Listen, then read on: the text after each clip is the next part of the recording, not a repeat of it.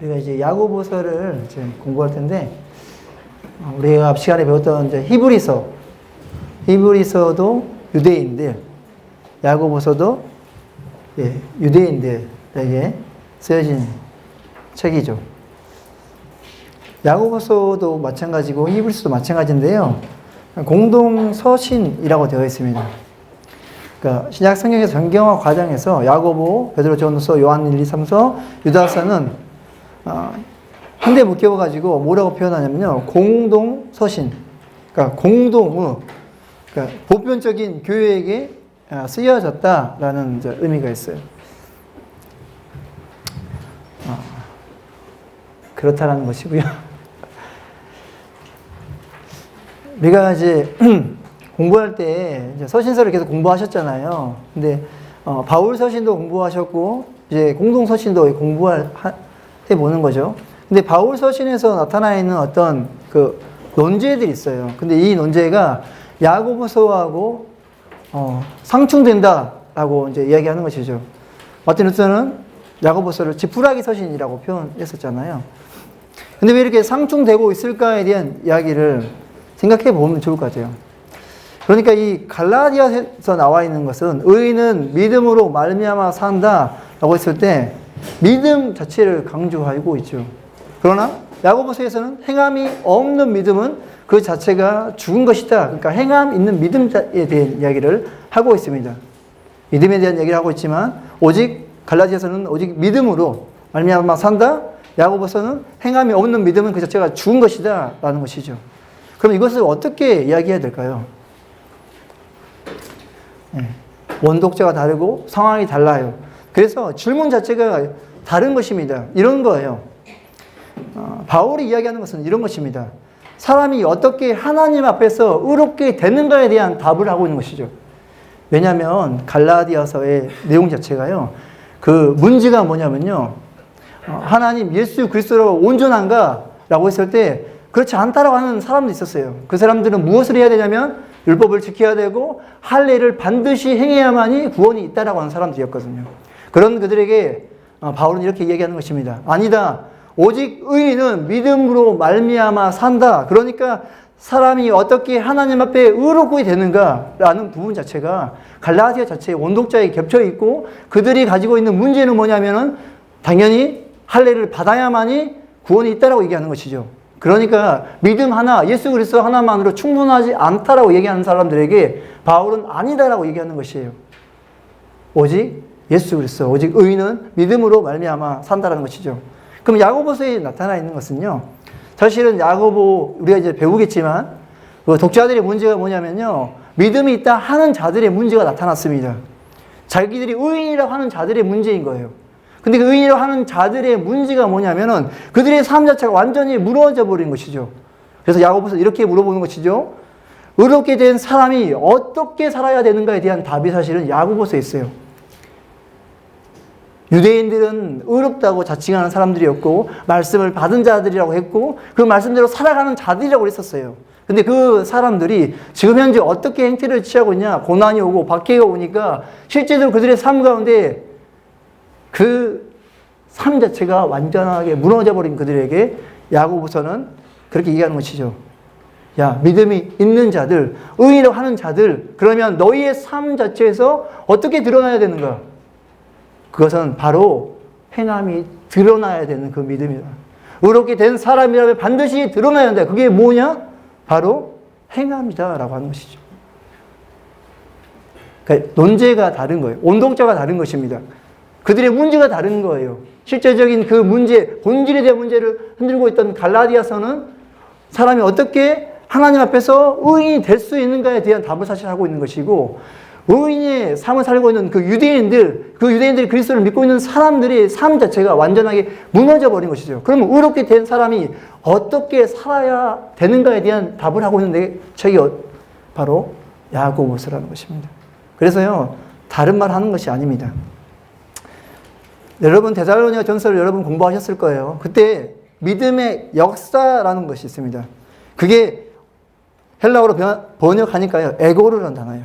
그러니까 오늘 행함이 없는 믿음 할 때 행함 자체가 에고르, 똑같은 말을 하고 있는 것이죠.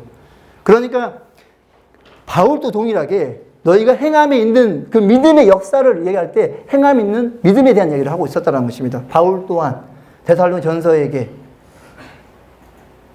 믿음의 역사 그리고 사랑, 하늘에 대한 소망에 대한 이야기를 데살로니가전서 1장 3절에서 그렇게 표현하고 있다고요. 그러니까 바울과 야고보가 다른 말을 한 것이 아니라 그 원독자에 대한 논제가 다르기 때문에 그 맞추어서 지금 갈라디아서는 너희가 어떻게 해야만이 하나님 앞에서 의롭게 될 수 있는가에 대한 답을 하고 있는 것이고, 야고보서는 하나님을 믿고 있는 그 유대인들이 실제로 그들의 삶 가운데 무너졌어요. 삶 자체가 의롭게 됐다고 한 사람들 자체의 삶이 무너져 버린 것이죠. 그러면 의롭게 된 사람이 어떻게 살아야 되는가? 그것은 바로 무엇을 해야 된다? 행함 있는 믿음이 너희 안에 있어야 된다라고 하는 것이 바로 다르다라는 것입니다. 그래서 여러분 이제는 누가 물어보면 이렇게 이야기할 수도 있어야 돼요. 그렇죠? 네, 다르다. 논지가 다르고 원독자가 달랐다. 그래서 그들에게 필요한 것은 무엇이냐면 율법으로 구원받는 것이 아니고 할례로 구원받는 것이 아니고 오직 의인은 믿음으로 산다. 예수 그리스도로만 사는 것이다 라고 하는 것이죠. 야고보서는요, 믿음, 예수 그리스도 믿는 자들이 그들의 삶 자체가 무너져 버렸던 그들에게 의롭게 된 사람들이 어떻게 살아야 되는가? 그것은 행함이 있는 믿음으로 너희가 살아야 된다. 그게 바로 바울이 말했던 믿음의 역사라고 하는 것입니다.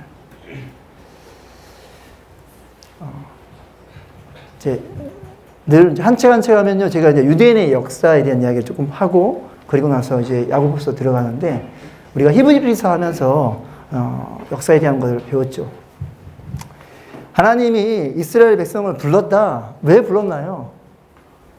다른 게 아니라 사람들이 범죄했기 때문에, 하나님 그들과 너무나도 함께하고 싶었기 때문에 그것을 그 역할을 하기 위해서 누구를 불렀냐면 이스라엘을 불렀고, 이들이 복의 근원이 되는 것이죠. 복의 통로가 되는 것을 통해서 이스라엘을 불렀다라고 바로 앞 시간에 이야기했었습니다. 그래서 그들에게 주었던 것은 뭘 주었냐면 하나님의 그 말씀 자체를 주었어요. 그 말씀은 무엇이냐면 다른 것이 아닙니다. 613개의 조항이고 10개로 줄이면 10계명이고 2개를 줄이면 하나님 사랑, 이웃 사랑. 신명기 6장 5절에서 하나님이 그 이스라엘 백성들에게 이야기한 말씀이 있잖아요. 너는 마음을 다하고 뜻을 다하고 목숨을 다하여 나 여호와를 사랑하라. 사랑하라. 이 아헤브라는 단어 자체가 마음을 다해서 사랑하는 것이죠. 근데 그 안에 있는 그 단어적 여거 안에서 한 가지 더 의미가 더 있어요. 어떤 의미가 있냐면요, 사랑하지? 그러면 몸으로 움직여라, 실천하라는 의미가 이 아헤브 단어에 들어가 있습니다. 그러니까 이 십계명을 그들에게 주었고, 십계명이 실제로 여러분들이 신명기를 통해서 레위기를 통해서 한번 공부해보면 아시겠지만요, 이 십계명에서 아주 중요하게 다루고 있어요. 하나님 사랑도 있지만 실제로 613개의 조항 안에서 어떤 부분을 다루냐면요, 약한 자들, 연약한 자들, 종에 관한 것들, 노아, 그 고아와 가부에 대한 이야기를 다루고 있어요. 약자에 대한 이야기를 많이 다루고 있습니다. 그러니까 이 신명기 613개 조항 안에서요, 무엇이냐면 이웃사랑이 아주 강조하고 있다고요. 예. 그러니까 우리가 하나님 말씀을 배운 자들이라면, 하나님 말씀 받은 자들이라면 그 이스라엘 백성들의 그 의롭게 되는 그것은요, 다른 것이 아니라 하나님만 사랑하면 되는 거냐? 아니요. 하나님 사랑으로 부족하다고 얘기하는 것이죠. 하나님이 이스라엘 백성들에게 심판을 결정할 때가 있었어요. 그냥 심판을 결정한 것이 아니라 심판을 결정한 그때가 언제인지 아십니까? 이웃 사랑이 무너졌을 때 그랬어요. 그러니까 여로보암 2세 때 하나님의 사람들이 하나님을 열심히 예배했냐? 아니요, 못했어요. 그들이 악하고 범죄하고 하나님을 떠났어요. 근데 그때 누구를 통해서 하나님이 예언한지 아십니까? 요나를 통해서. 그래서 그에게 예언했어요. 하나님이 너희를 어마어마한 축복을 줄 것이다. 하맛 어기부터 아라 바다까지 어마어마한 축복을 줄 것이다 라고 하는 것이죠. 근데 하나님은 그때 축복을 내릴 그때가 언제였냐면요, 그들이 범죄하고 하나님 말씀에 순종하지 않았을 때라고 얘기하는 거예요. 근데 그 하나님의 어마어마한 축복이 그들이 불순종하고 있었다면 그냥 무조건적인 축복을 주셨어요. 근데 문제는요, 그들이 축복을 받은 다음에 무너진 게 있었어요. 그러니까 하나님 사랑에 대한 것은 사실은 막 우상도 섬기고 그런 게 있었었어요. 근데 그때는 하나님이 완전히 내가 너희를 심판할 거야 말을 하지 않으셨습니다. 근데 언제 그랬냐면요. 그 하나님의 무조건적인 축복을 주었을 때 그들이 무엇을 행했냐면은 이웃사랑이 깨졌어요. 그래서요. 아모스에 보면은 그들의 그 신발 한결레 때 그 빚진 것 때문에 사람을 그냥 팔아버립니다. 착취하고 빼앗고 하나님의 공의를 무너뜨리고 하나님의 정의를 해야 될 사람들에게 정의를 하지 않고요. 그때 하나님이 심판을 결정하시는 거죠. 그때 아모스가 선포했고 호세아가 선포했고 유다도 그때 이사야가 선포했고 미가가 선포했다고 이야기하는 것이에요. 어느 때였냐면요. 하나님의 사랑 그거 깨질 때가 아니라 이웃 사랑이 깨졌을 때. 그러니까 하나님이 무작정적인 축복을 주었을 그때 그들이 무엇이 깨졌냐? 막 축복이 막 몰려오니까 막 정신을 헤아릴 수 없는 거예요. 그래서 더 있는 자는 더 있고 싶은 것이죠. 그래서 가난한 자를 더 착취하고 싶은 것이에요. 그때 하나님이 심판을 결정하셨더라. 율법의 원리는 다른 게 아닙니다. 하나님의 말씀, 그들에게 주었던 그 의인되는 조건은 다른 것이 아니라 이 말씀을 잘 지키는 것이에요. 그거는요, 형식적인 것이 아니었습니다. 신명기에 보면은 너희가 마음에 담으라고 그래요. 이 말씀 자체를 마음에 담으라고 하는 것이죠. 그러니까 신명기에서 동일하게 그들이 이 말씀을 어디에 담아야 되냐면 마음에 담으라고 신명기에서 이야기했었어요. 신명기 10장부터 시작해서 마지막 그 율법이 주고 난 그 다음에 마음에 담아라. 그러니까 이 율법 자체가 하나님 사랑해서 끝나는 것이 아니라 하나님을 사랑한다면 당연히 아해부해라. 실천해라. 그거는 이 삶 가운데 이웃 사랑이 어떻게 해요? 반드시 있어야 된다. 그게 하나님의 말씀을 지키는 자, 율법을 받은 자들이 반드시 행해야 된다라고 하는 게 율법의 원리였습니다. 근데 지금 원독자들은 율법의 원리를 받은 자들이에요. 오늘 우리가 히브리서를 공부했었잖아요. 그 말씀, 아직 약속된 것 자체가 아님에도 불구하고 그들이 그렇게 지켜나가고 있었어요. 이제 우리는 무엇을 받았냐면 약속된 하나님의 온전한 말씀을 받은 자들. 그럼 그 받은 자들이 어떤 삶을 살아야 될까요? 하나님을 사랑하면 반드시 행해져야 되는 게 무엇이냐면 이웃사랑인 것입니다. 예수님 와서 그냥 정해놓은 게 아니라 이미 신명기 때부터 그 백성을 선택할 때부터 있었던 축복이었고 그 축복은 반드시 그들이 안 해도 되는 게 아니라 반드시 행해야 되는 것이었다라는 거예요. 그게 바로 율법의 본질이었다는 것입니다. 그 본질을 정확하게 예수님이 하나님 사랑, 이웃 사랑.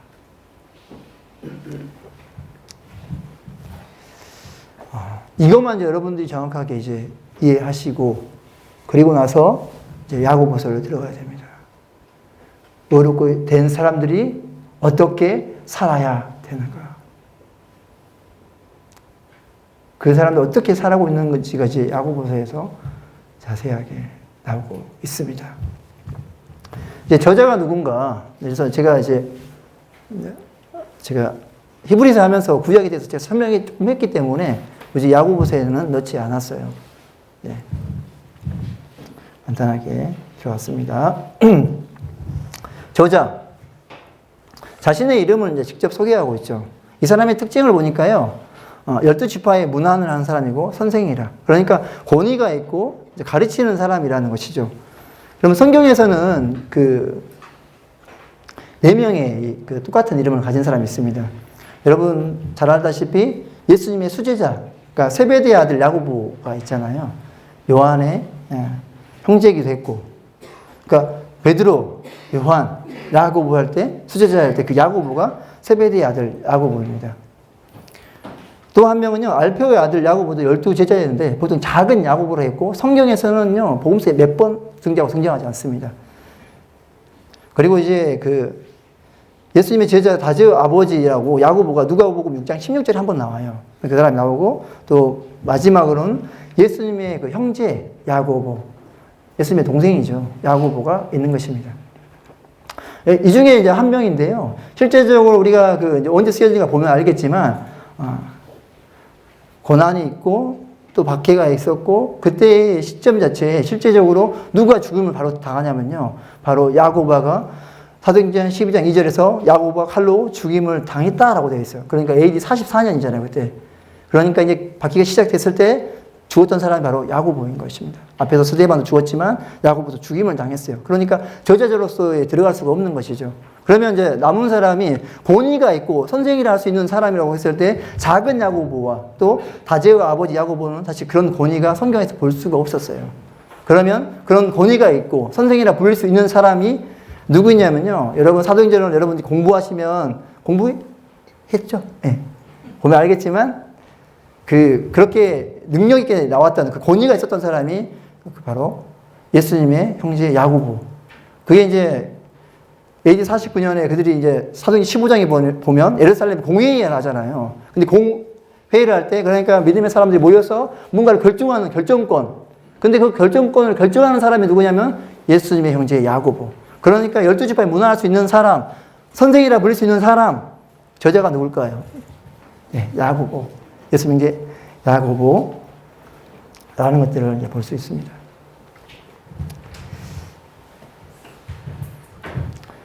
시간이 좀 있어서 제가 이런 걸 다 설명해 드리고, 원래 시간이 없으면 그냥 야고보하고 끝냈을 거예요.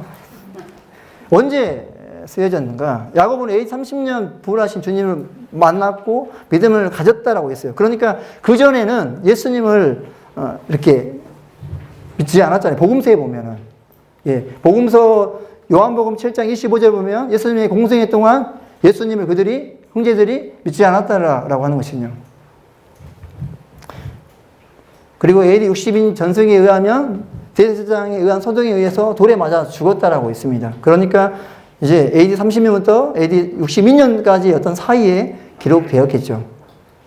그리고 우리가 본문을 보면요. 회당에 대한 모임, 회당에서 모임을 했다가 나와 있잖아요. 여러분 사도행전에서 보았던 것 같이 3차 전도 여행이 후부터는 어디로 들어갈 수 없었냐면요. 그러니까 2차 전도여행까지만 들어갈 수 있었어요. 회당에. 3차 전도여행 때부터는 회당에 들어갈 수가 없었어요. 그러니까 57년부터 3차 전도여행이 시작됐잖아요. 그러니까 좀 줄이면 30년부터 57년 사이에 기록되었다. 그리고 야고보서 안에는 그런 고난, 부자들의 행포, 그러니까 이 행포 자체가 어디부터 왔냐면요. 사실은 실제적으로 그냥 온 게 아니라 예루살렘의 그 글라우디오 칙령 가운데 글라우디오 왕 때 기근이 있었어요. 그때 대기근이 와가지고 그때 있던 자들이 정말 굶주리고 가난했다고요. 그래서 사도행전에 보면요. 그 바울이 부조여행을 해서 어디로 가냐면 예루살렘으로 방문하는 게 사도행전 11장 27절부터 30절에 나옵니다. 그리고 사도행전 11장 28절에 45년부터 47년 가운데 글라우디오 황제 때 천하에 기근이 있었다라고 하는 것이죠. 그러니까 이런 상황들이 조건이 일치되는 그때 연도가 어디냐면요. 바로 그 기근이 있었던 것. 그리고 45년부터 49년 그 사이에 지금 있었다는 것이죠. 이때 기록되었습니다. 수신자는 흩어져 있는 유대인이고 그리스도인, 믿는 유대인이죠. 그리스도를 믿는 유대인. 그리고 지도자도 있었어요. 이 사람들의 상황이 어땠을까요? 여러분, 이 예수 그리스도를 믿는다는 것 자체가 그냥 믿음으로 끝나는 것이 아니라 믿었을 때 무엇이 있었냐면 박해가 있었어요. 스데반에 박해가 있었고요. 야고보가 죽었고요. 헤롯이 계속해서 핍박이 있었습니다. 그러니까 사회적인 문제도 그때 딱 터지는 것이죠. 그러니까 그냥 그 기근이 오니까 굶어 죽으니까 어떤 문제가 있을까요? 부자들이 하나님 말씀에 근거하면 율법에 근거하면 유대인이라면 당연히 뭘 했냐면요. 약자를 돌보고 먹을 거를 내어주고 이제 돈을 줄 때 이자도 받지 않는 것이죠. 그게 하나님 말씀 율법에 기록되어 있다라니까요. 근데 그들이 어떻게 했습니까? 그렇게 하지 않았어요. 종교적인 핍박이 있었고 자연재해까지 겹쳤어요. 이러한 상황에 있었던 독자들의 문제였습니다. 그러니까 그냥 핍박으로 끝나는 것이 아니라 가난한데 너무나도 힘든데 굶주리고 있는데 믿는 그리스도인이라고 하는 그 유대인들이 같은 동족임에도 불구하고 나를 보살폈냐? 보살피지 않았고 더 착취하고 빼앗다고 하는 것이죠. 그러니까 부자들 오면은요 회당에서 막 여기 앉으세요, 여기 앉으세요. 부자는 높아지고 있고 가난한 자는요 고개 숙이면서 예배드리죠. 그런 상황이었다. 하나님의 사랑은 온데간데였고 그들이 누구냐면요. 그냥 유대인이 아니라 예수 그리스도를 믿는 유대인이었다니까요. 하나님이 그들에게 주었던 본질 자체도 하나님 사랑, 이웃 사랑. 예수님이 거기 다시 오셔서 가장 큰 계명이 뭔가요? 그랬을 때 하나님 사랑, 이웃 사랑. 그런데 그들이 기근이 오고 핍박이 오고 그랬을 때 믿던 자들이 더 있던 자들이 가난한 자를 무시하고 학대하고 박해하고 고난이 계속적으로 온 상황이었어요. 그런 그들에게 이 야고보서는 무엇을 말하고 싶을까요? 야, 너희가 믿음이 있니? 야, 너희가 예수 그리스도 온전하게 믿니? 그러면 너희가 의롭게 된 사람이라고 말한다면 당연히 뭘 해야 되겠니? 행해야 되지 않겠냐? 이 약한 자를 돌보고 돌아보고 힘들어하면 나의 것을 떼어주고 무시하는 것이 아니라 그를 세워주고 그래야 되는데 하나님의 말씀을 받은 자들, 율법을 받은 자들, 예수 그리스도 그 온전한 그 자체를 받은 자들임에도 불구하고 지금 그들의 삶의 모습의 형태가 어땠다고요? 이웃사랑은 온데간데 없이 있는 상태였다. 그들에게 의롭게 되는 사람들이 무엇을 행해야 되겠냐? 그것은 행함 없는 믿음은 죽은 것이고 행함으로 너희 믿음이 온전케 되리라. 그래서 야고보가 그 원독자들에게 지금 도전하고 있다는 것입니다. 그래서 야고보서는요, 아주 전제되고 있는 게 뭐냐면 너희가 하나님의 율법을 받은 자들, 지혜 있는 자들, 경건한 자들. 근데 그런 자들이 어떤 모습을 하고 있니? 우리가 온전하게 의롭된 게 아브라함의 의로 칭할된 게 온전히 행함을 하고 나서 의롭게 되었다. 그러니까 이 하나님의 말씀에 대한 그 본질에 대한 이야기를 사실은 이 야고보서에서 아주 깨트려서 그들에게 찌르고 있습니다.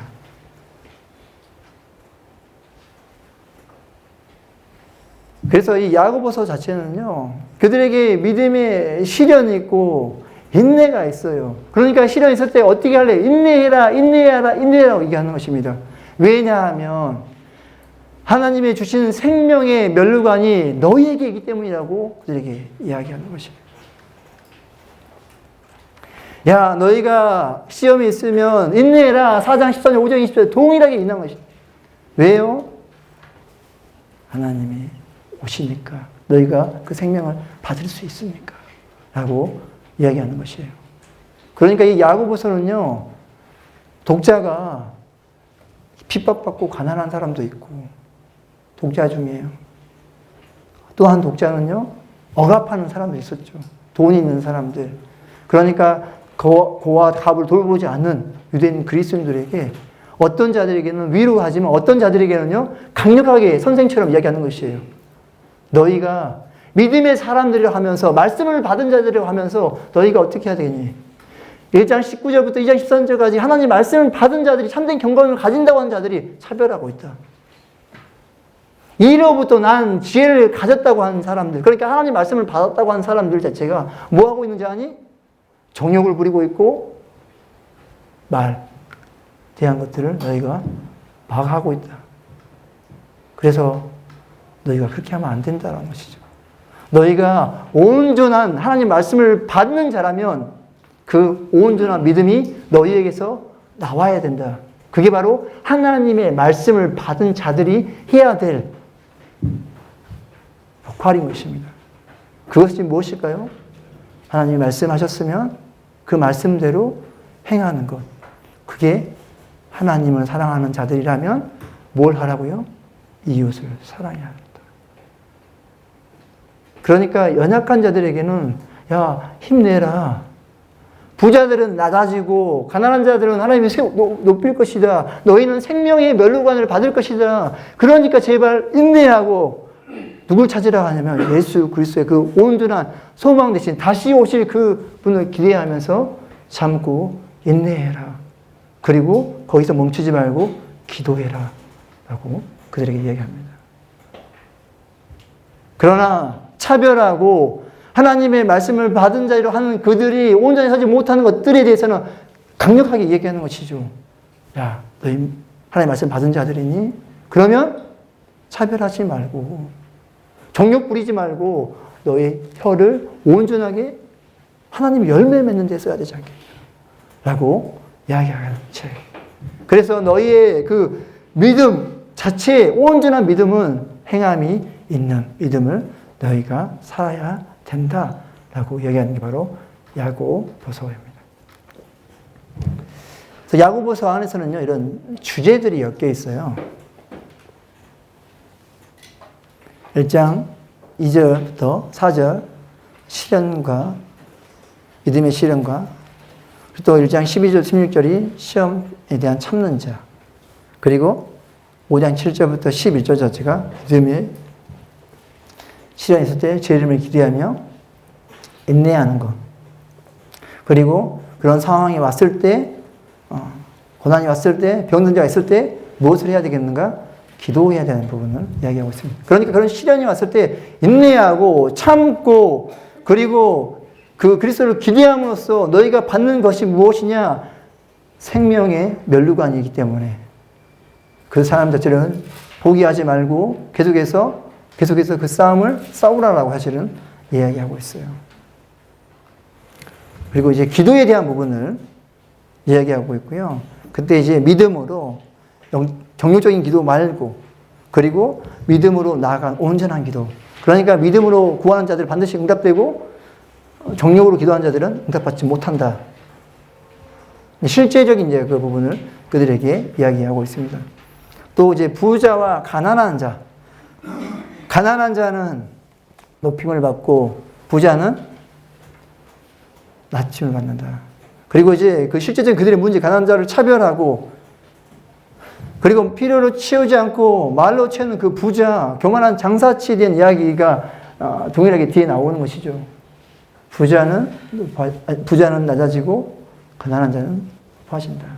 실제적인 그 원독자 상황의 문제 안에서 하나님의 원리를 그들에게 이야기했고 그 원리 안에서 그들이 어떻게 반응해야 되는가에 대한 도전을 드리고 있는 것입니다. 이 야고보서는. 그리고 하나님의 그 말씀대로 행해라. 성내지 말고 도를 행하고 심판받을 자처럼 행하는 그들의 모습. 그래서 너희가 해야 되는 게 무엇이냐? 행함을 강조하고 믿음이 있다 한 자들은 행함을 해야 한다는 것이죠. 그게 바로 지혜와 청명 있는 자가 보이는 선행이라고 이야기하는 것입니다. 결국 하나님의 말씀 잘하면 주제로 연구해 보아도 어떻게 하라고 그 말씀대로 그대로 행하게 해야 된다라고 이야기하는 거예요. 그리고 또 말에 대한 문제가 많이 나오죠. 아마 이 교회 안에서 이 말 때문에 아주 문제가 컸던 것 같아요. 그래서 형제를 비방하고 하나님을 찬송해야 될 그 입에서 형제를 비방하는 그것들에 대한 이야기를 그들이 하고 있습니다.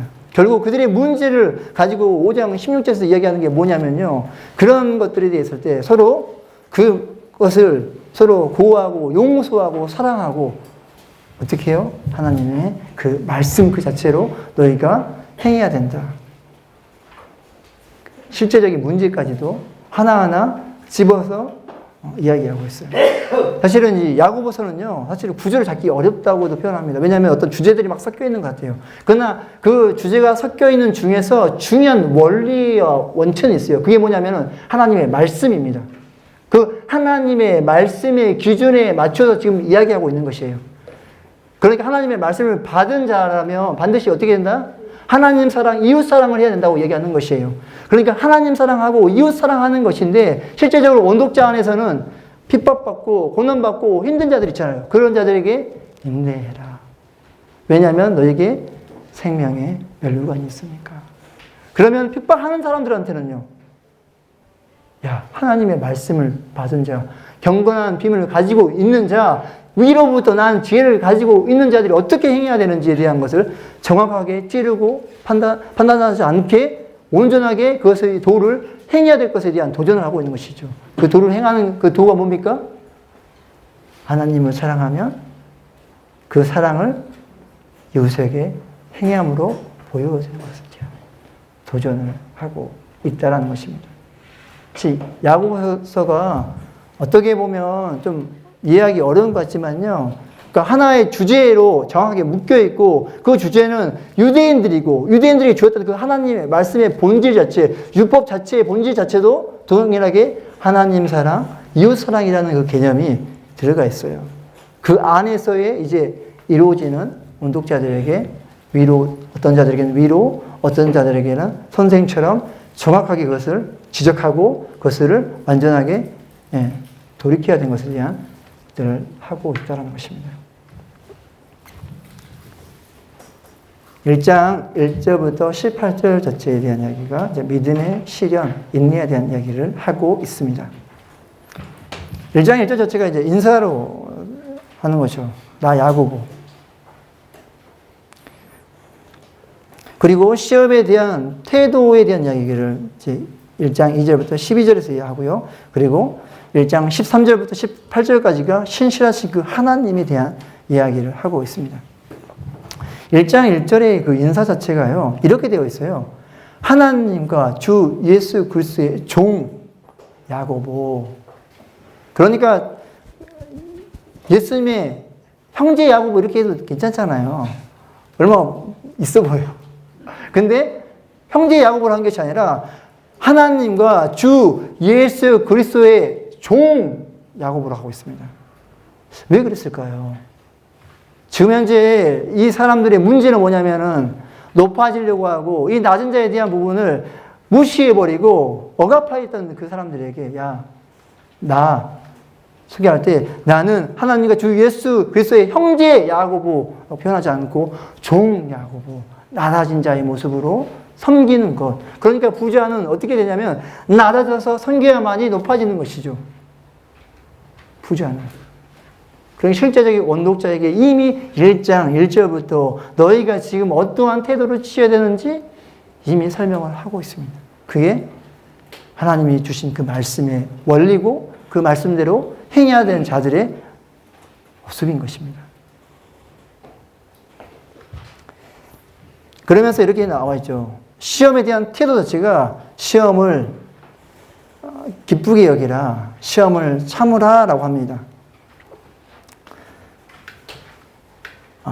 시험 자체에 대한 부분을 기쁘게 여기는 게 사실은 쉽지 않잖아요. 근데 시험을 기쁘게 여기라고 하는 것이죠. 그 시험을 참으라 하는 것이죠. 왜냐하면 그 고통받고 있는 실제적인 그 낮은 자들이 어떻게 되냐면요. 낮은 형제는 높임을 찬하고 부한 자는 낮아지게 된다라고 하는 것이에요. 그러니까 실제적인 원독자들의 입장에서 보면은 우리가 이걸 시험을 기쁘게 여기면 누가 우리를 높인다고 하는 것입니까? 하나님이 우리를 높아줄 거야. 그리고 부자는 낮아질 거야. 사실은 이 1장 1절부터 18절은요. 원독자 중에서 고난당하고 있고 정말 힘들고 있고 우리에게 진짜 왜 이런 일도 일어나는가. 그렇게 힘들어하는 자들에게 사실은 1장 1절 18절은 그들에게 위로의 메시지를 던지고 있다는 것입니다. 그때 시험을 기쁘게 여기라 할 때 이렇게 되어 있어요. 여러 가지 시험을 당하거든 온전히 기쁘게 여기라. 믿음의 시련이 인내를 만들어낸다. 인내를 온전히 이루라. 그리고 너희는 온전하고 구비하 조금 더 부족함이 없게 하라. 이 그 온전하다 그 뜻 자체 원어 자체가 뭐냐면요. 그 목적을 도달할 때까지.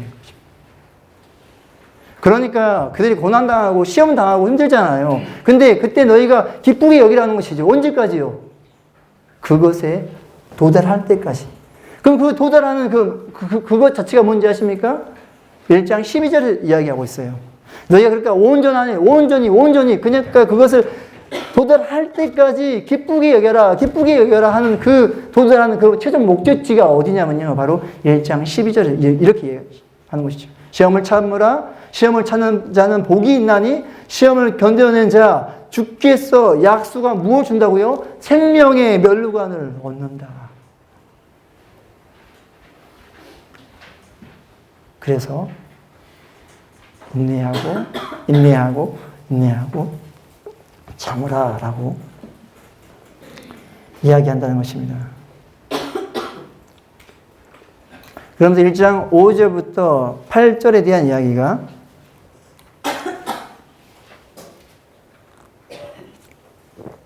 하나님의 성품에 대한 믿음인 것입니다. 모든 사람에게 후히 주시고 꾸짖지 아니하시는 구하면 주시는 그 부분 자체. 근데 그분의 그 성품을 의심하게 되면 바람에 밀려 요동하는 바다 물결 같다. 주께 얻기를 생각하지 말라. 두 마음을 품어 모든 일에 정함이 없다. 그러니까 그 믿음 자체를 흔들리지 말아라. 그게 지혜를 구하는 자의 모습이다라고 하는 것이죠. 그러면서 이렇게 이야기합니다. 뒤에서 낮은 형제, 그러니까 가난한 사람이잖아요. 가난한 자는 자기가 높임을 자랑하고 자족하고 하나님의 관점으로 믿음으로 보는 자신의 모습을 보게 되는 것이죠. 내 사랑하는 형제들아 들을지어다 하나님이 세상에서 가난한 자를 택하사 믿음이 부욕케 한다고 2장 5절에서 이야기하고 있다는 것입니다. 그러니까 그들에게 고난받고 있고 힘든 상태에 있지만 그들이 그 상황에서 하나님을 바라보고 하나님의 지혜를 구하게 되면은 어떻게 된다고요? 믿음에 부욕케 되게 될 것이라고 그들을 이야기하고 있습니다. 그러면은 부한 자는요? 부한 자는 자기의 낮아짐을 자랑해야 되는데 그렇게 하지 않고 있는 자들이잖아요.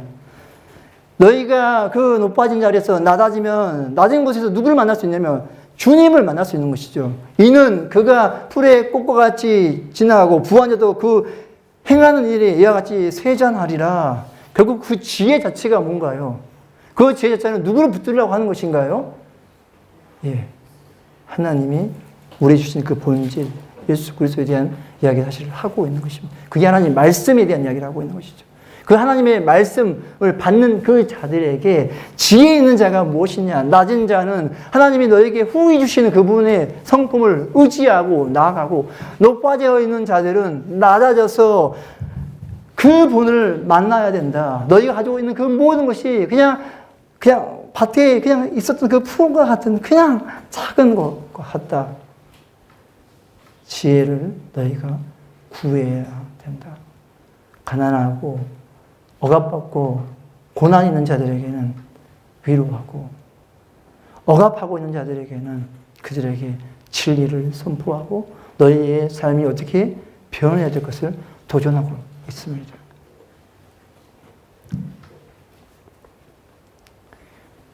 그리고 나서 이제 사람이 그 시험을 받을 때 기억해야 될 것이 하나님은 악에게 시험을 받지 않고 하나님은 친히 아무도 시험하지 않고 시험을 받는 것은 자기의 욕심에 끌려 미혹됩니다.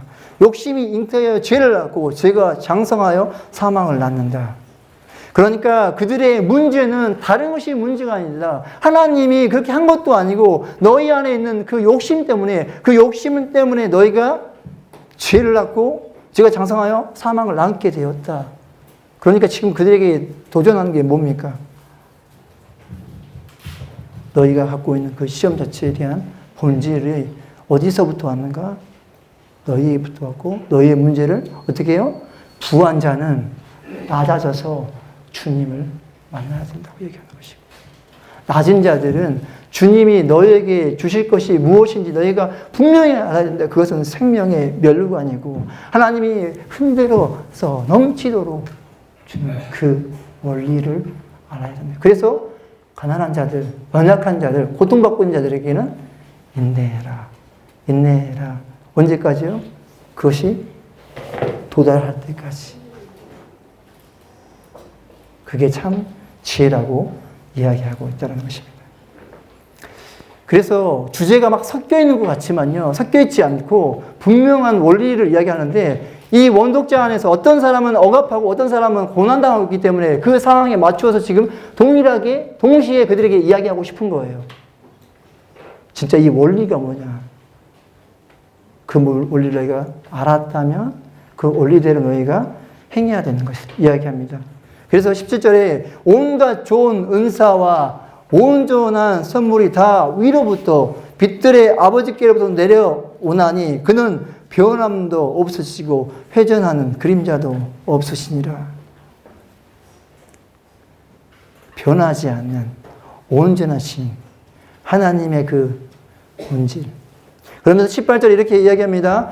그가 그 피조물 중에 우리로 한 천 열매가 되게 하시려고 자기의 뜻을 따라 진리의 말씀으로 우리를 낳으셨느니라. 낳았다, 생산하다가는요, 아포키에오, 예, 어렵죠? 아포키에오. 이 단어거든요. 근데 신약에서 딱 두 번 나오거든요. 야고보서에서 그 두 번이 다 나와요. 낳았다. 앞에서 우리 구절을 보았잖아요.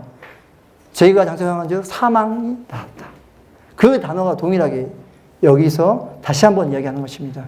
그러니까 너희가 욕심 때문에 사망을 낳았고 너희가 이제 말씀으로 뭘 낳으라고요? 우리를 낳았다라고 하는 그 본질적인 메시지가 현재 믿음의 시련이 있는 그들에게, 고난이 있는 그들에게 말씀 그 본질 자체가 이제 우리를 낳았다라고 얘기하는 것이에요. 그러니까 뭘 붙잡아야 되는 것을 이야기합니까? 그때 인내하는 것, 생명의 면류관을 주시는 그 예수 그리스도를 너희가 붙잡아야 될 것을 마지막 1장 18절에서 마무리하고 있어요. 그러니까 말씀의 본질을 받은 그들에게 실제적으로 원 독자에게 주고 싶은 메시지가 분명하게 전달되어 있는 것이죠.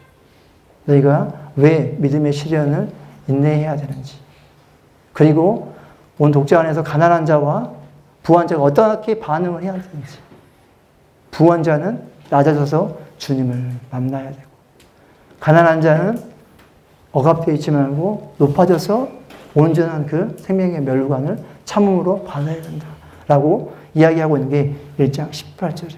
18절의 마지막에 본질이 말씀으로 우리를 낳았다. 그래서 우리가 이겨낼 수 있는 그 힘 자체가 누구라고요? 그 말씀 자체라고 얘기하는 것입니다. 예수 그리스도 자체. 여러분 그 히브리서를 공부하고 야고보서 오니까 메시지가 아주 비슷하죠. 왜 비슷할 수밖에 없냐면요. 이들이 유대인이기 때문에 그렇습니다. 그러니까 말씀의 본질을 받은 그들이기 때문에 사실은 메시지가 아주 분명하고 정확하게 얘기하는 것이에요. 그 본질 자체가 그리스도고 그리스도 통해서 받는 그 본질의 그 핵심적인 메시지가 히브리서나 야고보서는 다르지 않아요. 그러나 이 야고보서에 더 강하게 이야기하고 있는 게 무엇이냐면 너희가 그 믿음의 본질을 받은 자라면 온전하게 행해야 된다. 행해야 된다. 이것을 더 강조하고 있다는 것입니다. 이제 1장 19절부터 이제 2장 13절까지가 이제 참된 경건에 대한 이야기. 그리고 참된 경건을 받은 자들이 지금 하고 있는 형태가 뭐냐면은 바로 차별하는 것들이 있습니다. 그러니까 하나님의 말씀을 들은 자들, 그게 바로 행함이 같이 돼야 되고, 그것 자체를 뭐라고 표현하냐면요, 경건이라고 하는 것이죠.